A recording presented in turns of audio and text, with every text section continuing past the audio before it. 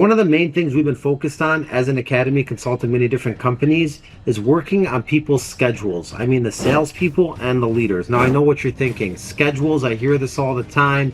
Tell me something I don't know. No, listen up to the way I explain what we've been doing with schedules. So let's start off with leaders. Typically a leader's schedule, if they have one at all, because many leaders that I'm finding do not even have schedules. I'm saying, what is your schedule like? They're like, oh, well, you know, I coach from these hours, make sure my team's on the phones on these hours, lunch on these hours, work on our deals in these hours. Like, that's typically their schedule. I say, all right, why don't you do me a favor? Write it all out for me. Either put it in Outlook, put it in a planner, map out your day hour by hour. Then they map out their day hour by hour, and then typically their schedule looks like 8 to 10, have my team on the phone, 10 to 12, follow up, 12 to 2, lunch, 2 to 4, work on deals that are going in or out, 4 to 6, make sure my team's on the phone, maybe coach. And then I say, okay, so that's your schedule. So then I say, do a day of that schedule, let me know how it goes. Now, typically when I ask the leaders, how'd your schedule go? Well, you know, it was good. Okay, so who did you coach from 4 to 6? Well, you know, I coach a lot of people. All right, what deals did you work on specifically for follow-up? What did you help do with follow-up? Well, you know, I told him to do that, or I told her to do this. Like, at the end of the day, they don't have concrete information of what they did to impact the day. And I feel like a great leader impacts every single second of their team's day. This is where I get very granular with them. And I tell them, all right, why don't we redo your schedule together? And I say from 7:30 to 8 o'clock before they come in, why don't we prepare the morning huddle for them? Let's have an icebreaker in there for the meeting. Let's have a skill piece. Let's have something fun. Let's have some inspiration. Let's go over the stats for yesterday and the stats month to date. Just creating a nice morning huddle for them that encompasses everything, that incorporates a great culture, motivation, accountability, family-like feel. Is all going to be inside this huddle. Then I say from 8 to 10 o'clock, you have 4 people on your team. You usually have them on the phone selling, and you're supposed to be coaching, but let's get a little more granular with the coaching. Let's do from 8 to 8:30, you're going to listen to Samantha's calls. Let me see Samantha's stats. We look at Samantha's stats together. Looks like she needs help with her introduction. Why? Because she has a bunch of dials. She has high effort in dials, low talk time, and low amount of deals, which means that she's struggling keeping people on the phone. So I say with Samantha, you're going to work on her introduction. More specifically, you're going to find exactly what part of the introduction she's struggling with, and at the end of these 30 minutes, you want to have an outcome or a solution for what she could do to change that. And then we go to the next half hour, or maybe even hour, you know, however long you need. And we say, let's work on Adam. We look at Adam's stats.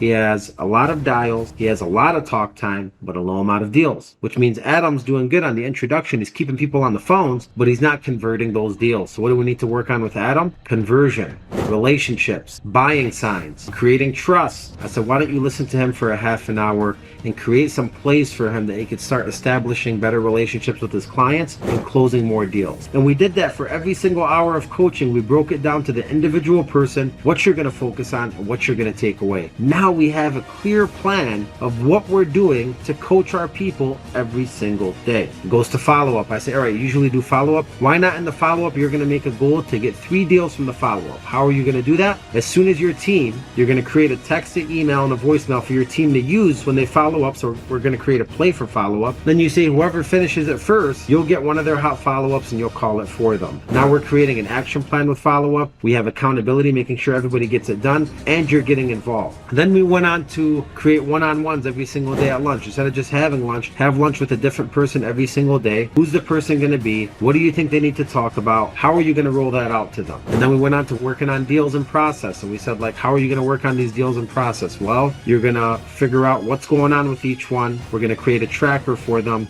We're going to have a time where they have to be done by. And we're going to find coaching moments inside of this tracker to see how clean are the deals, how well informed are the clients, are there any black holes you're falling into for your team that you could explain to them? And then we go to like the 4 to 6 end of the day. I said, like, what usually happens in the end of the day? Well, usually we kind of, you know, go downhill and we don't really produce a lot at the end of the day because people are watching the clock. I said, why don't we switch it up? And at the end of the day, since you did your coaching in the morning, you're literally going to take headsets and close deals. So you're going to push your team on a sprint. You're going to say, every single deal you have, I'm going to hop on and help you. That's going to force an ending. And like, that's an example of one leader's schedule that we change hour by hour to be very specific in the actions that we take and be very strategic. This is a real schedule. This is a real plan.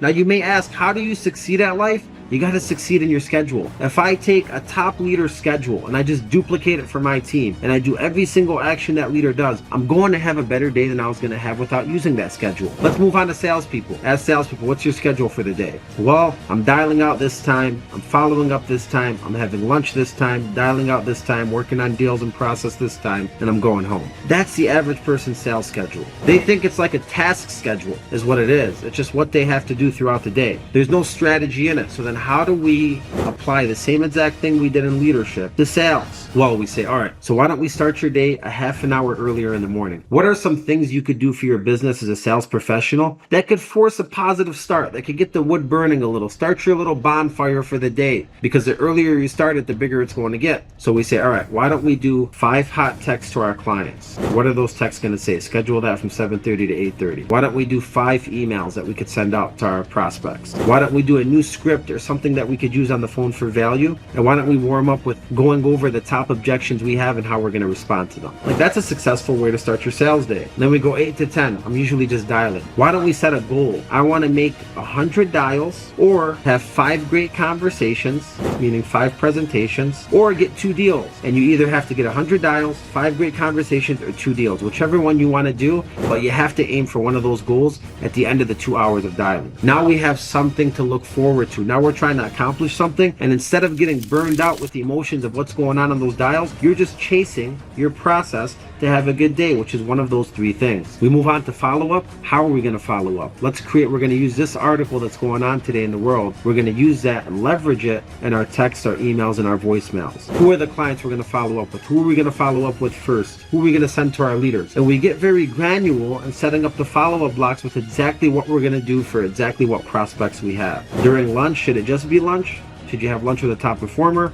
Should you have lunch with your leader? Should you watch something that's going to teach you something during lunch? Let's even squeeze the lemon and get more out of lunch, if you like. If not, eat your lunch and enjoy it. And then after lunch, we moved on to like working on deals and process, deals going in and out, trying to clean up your business in the back end. And we said, like, what are you going to do specifically in these hours? Instead of calling every single client and texting every single client, could we create a template for the email, a template for the text? Could we make things a little easier? How about we ask for referrals? From these 5 clients, your favorite, we're going to ask them for a referral during this time and try to generate more business. In the last 2 hours of the day, duplicate the first 2 hours of the day. How many dials, how many great conversations, how many presentations, or how many deals? What are you going to chase and what are you going to do inside of those hours? So this is like a quick example. We create different schedules for people every single day depending on what their niche is and what their strengths are, what their opportunities are. But I'm telling you, if you could just get the people in your shop, or if you're an individual, if you could get yourself creating schedules like this every single day, your business is going to increase. Why? Because you're treating it like a true professional. And the reason why it's not increasing typically is because we're walking in and winging it. I'm just going to dial. I'm just going to coach. I'm just going to do this. I'm just going to do that.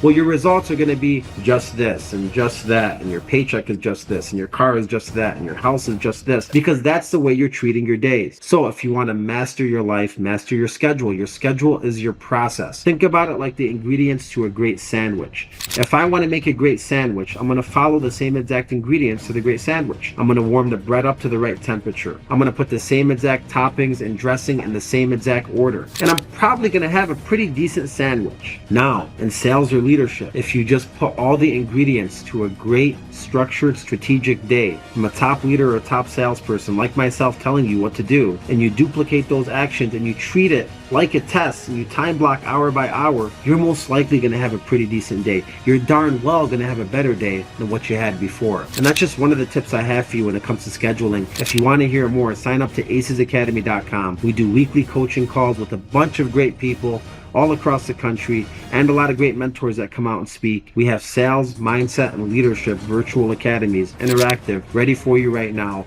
And we're also offering one-on-one coaching for a limited amount of time. Please like, subscribe to the channel, share the video with anybody you love. We're doing this for you. Thank you so much for being here. I appreciate you.